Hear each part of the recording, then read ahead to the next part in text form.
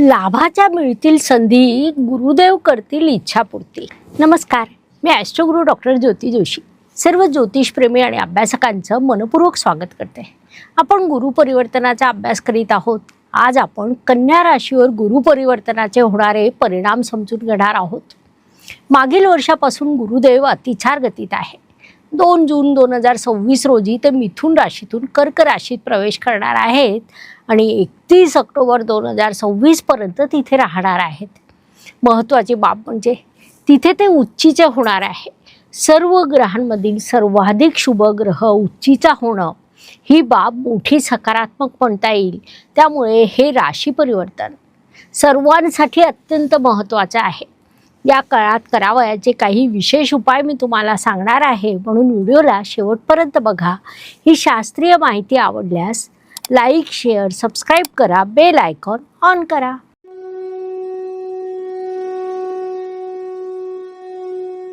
सर्वप्रथम आपण गुरुदेवांविषयी थोडक्यात माहिती समजून घेऊया.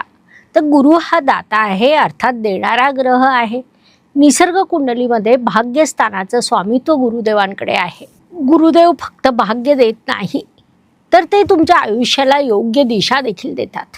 मानवी आयुष्यातील सर्व महत्त्वपूर्ण विभाग गुरुदेवांच्या अखत्यारीत येतात.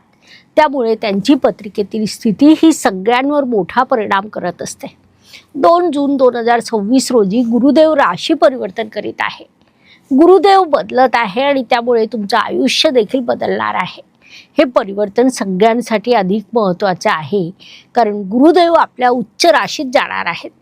आपल्या कुंडलीतील सगळ्यात शुभ ग्रह जर कोणता असेल तर ते म्हणजे देवगुरु बृहस्पती होय. गुरु हा देणारा ग्रह मानला जातो. गुरु तुमच्या पत्रिकेला कारक असेल तर देतात, मात्र अकारक असेल तरी देतात. हे गुरुदेवांचं मुख्य वैशिष्ट्य सांगता येईल. गुरु म्हणजे ज्ञान, गुरु म्हणजे दिशा. योग्य निर्णय घेण्याची ताकद देखील गुरुदेव तुम्हाला देत असतात. असे हे गुरुदेव पत्रिकेतील ज्या स्थानात विराजमान असतात त्या स्थानाच्या शुभ फळांमध्ये वृद्धी घडवून आणतात. गुरुदेवांच्या आशीर्वादामुळे तुमच्या आयुष्यात योग्य माणसं येतात. तुम्हाला योग्य मार्ग सापडतो. गुरुग्रह कधीही अचानक धक्का देत नाही किंवा अचानक नकारात्मक घटना गुरुदेवांमुळे घडत नाही. गुरुदेव शांतपणे काम करतात. त्यांच्या आशीर्वादाने आयुष्य बदलून जातं. गुरुदेव फक्त यश देत नाही, तर सोबत जबाबदारी घ्यायला देखील शिकवतात. सध्या गुरुदेवांची अतिचार गती सुरू आहे. आपण अनेक वेळा बोललो आहोत. अतिचार गतीमुळे गुरुदेव जे कार्य शांततेने करीत होते ते आता घाई गडबडीत करतील. थोडंसं लवकर करतील. म्हणजे जेव्हा गुरुदेव कर्क राशीत येत असतात, अनेक वेळा वास्तुयोग निर्माण करतात. मग काय होतं की एरवी गुरुदेवांकडे 13 महिने असतात. ते एका राशीत 13 महिने विराजमान असतात. त्यामुळे तो वास्तुयोग खूप शांतपणे पूर्णत्वास जातो. आता हा कालखंड कमी असल्यामुळे ते काम काही गडबडीत होईल आणि काम पूर्ण होण्यासाठी देखील संघर्ष करावा लागतो. अतिचार गतीमुळे थोडी धावपळ होते.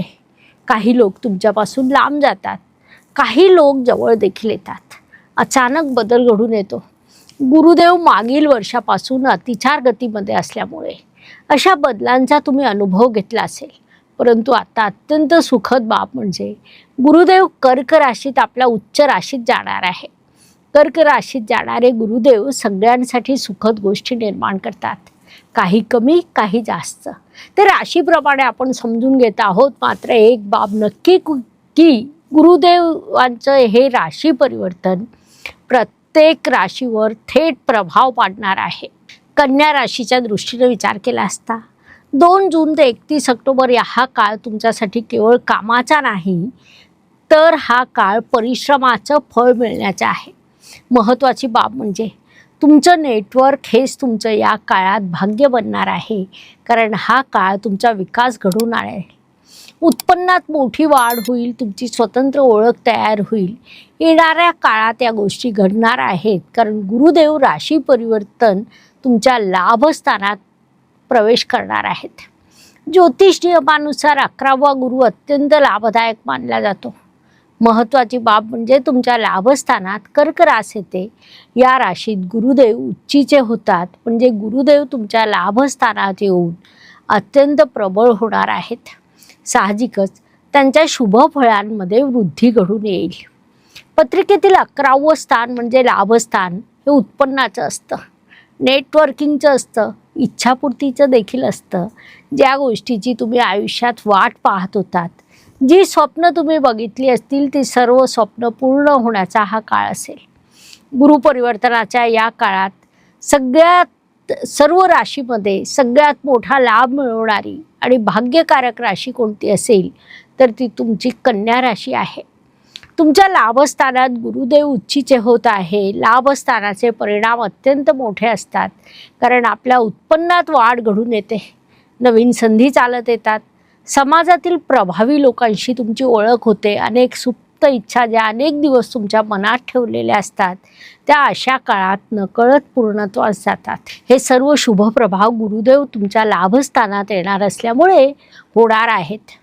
अजून एक शुभ प्रभाव प्राप्त होईल, तो म्हणजे आतापर्यंत गुरु आणि राहूचा जो एकत्रित प्रभाव होता, अर्थात गुरुची दृष्टी राहूवर, राहूची दृष्टी गुरुवर, तो प्रभाव संपणार आहे. त्यामुळे तुमच्या मनात जो संभ्रम निर्माण झालेला होता किंवा तुम्ही चुकीच्या अपेक्षा करायला लागला होतात, लोकांना ओळखण्यात तुमच्या हातून चूक होत होती, तो सगळा काळ संपणार आहे. तुमच्यासमोर एक क्लिअर चित्र निर्माण होईल. योग्य माणसं ओळखण्याची कला तुमच्यात निर्माण होईल. योग्य संधी तुम्हाला मिळतील, जी अत्यंत शुभदायक बाब म्हणता येईल. अजून एक महत्त्वाची बाब म्हणजे शनिदेव, जे तुमच्या राशीला कारक आहेत, त्यांच्यावर गुरुदेवांची शुभदृष्टी पडणार आहे. शनिदेव तुमच्या कार्यात विलंब करीत होते, परंतु आता गुरुदेवांच्या शुभदृष्टीमुळे शनिदेवांचे शुभ प्रभाव तुम्हाला प्रचंड वाढून मिळणार आहेत. तुमच्या प्रयत्नांना यश मिळेल, कामात स्थैर्य निर्माण होईल, संघर्ष कमी करावा लागेल. जिथे तुम्हाला थांबल्यासारखं झालं होतं, प्रगती थांबली होती, तेथून तुम्ही आता पुढे जाणार आहात. थोडक्यात लाभस्थानात प्रवेश करणारे गुरुदेव तुमच्या आयुष्यात खूप मोठा बदल घडवून आणणार आहेत. गुरुदेवांना एकूण 3 दृष्ट्या असतात. स्थानांसह त्यांच्या दृष्टीला विशेष महत्त्व असतं, कारण त्यांच्या दृष्टीला अमृत दृष्टी म्हटल्या जातं. लाभस्थानात प्रवेश करणाऱ्या गुरुदेवांची पंचम दृष्टी तुमच्या 3य स्थानावर पडेल. तेथून तुमचे स्किल्स, कम्युनिकेशन्स, कौशल्य, मीडिया, लहान मोठे प्रवास या गोष्टी बघितल्या जातात.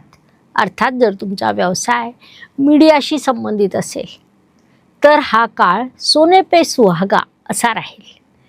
विशेष बाब म्हणजे गुरुदेवांची 7म दृष्टी तुमच्या 5म स्थानावर पडेल, जे क्रिएटिव्हिटीचं स्थान आहे.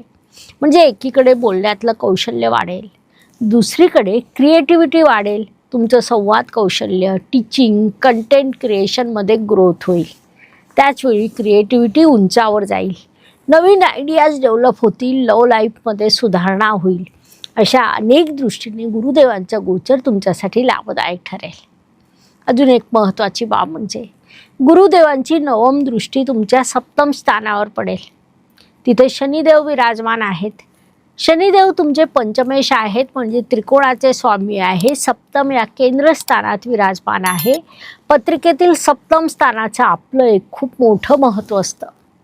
तुमच्या आयुष्यात योग्य रिलेशनशिप घडून येईल, तुमच्या आयुष्यात योग्य माणसं येतील, पार्टनरशिपमधील व्यवसाय तुमच्यासाठी लाभदायक ठरेल. थोडक्यात येणाऱ्या 120 दिवसात तुम्हाला खूप चांगले परिणाम गुरुदेव देणार आहेत. जे प्रभाव तुम्हाला 1 वर्षात मिळणार होते ते 4 महिन्यात मिळणार आहे. या काळात संधी पटकन ओळखणं, त्याचा योग्य उपयोग करून घेणं तुमच्यासाठी आवश्यक राहील. या गोष्टीकडे विशेष लक्ष ठेवा. तुम्ही जेवढं संधीवर लक्ष ठेवाल तेवढी तुमची ग्रोथ होणार आहे, ही बाब लक्षात घ्या. गुरुदेवांच्या कारकत्वात सगळेच विषय येतात. नॉलेज, नेटवर्क, गायडन्स अशा सर्व कारकत्वाच्या गोष्टींमध्ये तुम्हाला अत्यंत सकारात्मकता प्राप्त होईल. तुमचं सर्कल बदलेल. सर्कल बदललं की फ्युचर बदलेल. या सुंदर काळात काही गोष्टींकडे लक्ष द्या. त्यातील पहिली गोष्ट म्हणजे ओव्हर थिंकिंग टाळा. दुसरी गोष्ट म्हणजे संधी आल्यावर शंका घेऊ नका. परफेक्शनपेक्षा ॲक्शनला अधिक महत्त्व द्या, ते लाभदायक ठरेल. कन्या राशीच्या जातकांनो, हा काळ परिश्रमाचं फळ देणारा आहे. पण लक्षात ठेवा, संधी आली तरी तिला पकडावं लागतं. या काळात तुमचं नेटवर्थ बनणार आहे. तुमची रास जर कन्या असेल तर कमेंटमध्ये जय गुरुदेव नक्की लिहा. सखोल ज्योतिष ज्ञान तुम्हाला हवं असेल तर चॅनलला लाईक, शेअर, सबस्क्राईब करा आणि हो, बेल आयकॉन ऑन करायला विसरू नका. उपायांच्या दृष्टीने विचार केला असता ज्योतिषशास्त्रामध्ये अनेक छोटे छोटे सहज करता येतील असे उपाय सांगण्यात आलेले आहेत. उपाय छोटे असले तरी परिणाम मोठा असतो. येणाऱ्या काळात गुरुदेव प्रबळ होऊन आपल्याला शुभफळं देणार आहेत. मग या काळात आपण काय करावं? कोणत्या मंत्राचा जप करावा? यथाशक्ती कोणतं दान द्यावं? कोणता छोटासा उपाय करावा जेणेकरून त्याची जास्तीत जास्त शुभफळं आपल्याला प्राप्त होतील? तर सगळ्यात आधी मंत्र सांगते.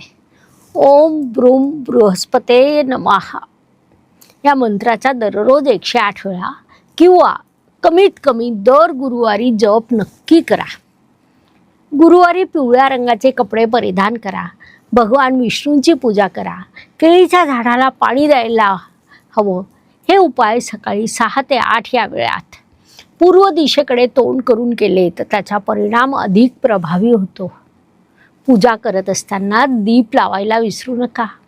आपल्या मनाला शांत ठेवण्याचा प्रयत्न करा. संपूर्ण श्रद्धेने मंत्राचा जप करा. दानाच्या दृष्टीने गुरुवारी चना डाळ, हळद आणि पिवळ्या रंगाची फळं यांचं दान करा. अजून एक विशेष उपाय जो आजकाल खूप लोक करीत आहेत आणि त्यांना त्यांचे शुभ फळं देखील प्राप्त होत आहेत. गुरुदेवांच्या या उच्च काळात डायमंड कट सिट्रीन ब्रेसलेट तुम्हाला सूचित करण्यात येत आहे.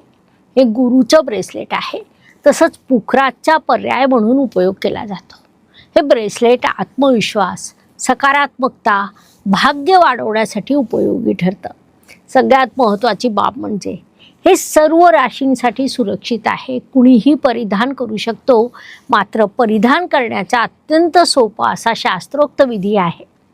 गुरुवारी सकाळी सूर्योदयानंतर सकाळी 6 ते 8 या वेळेत ब्रेसलेटला गंगाजल किंवा स्वच्छ पाण्याने शुद्ध करा. आपण पाठवत असलेल्या ॲक्टिवेशन कार्डवर ठेवा. दीप लावून भगवान विष्णूचं ध्यान करा.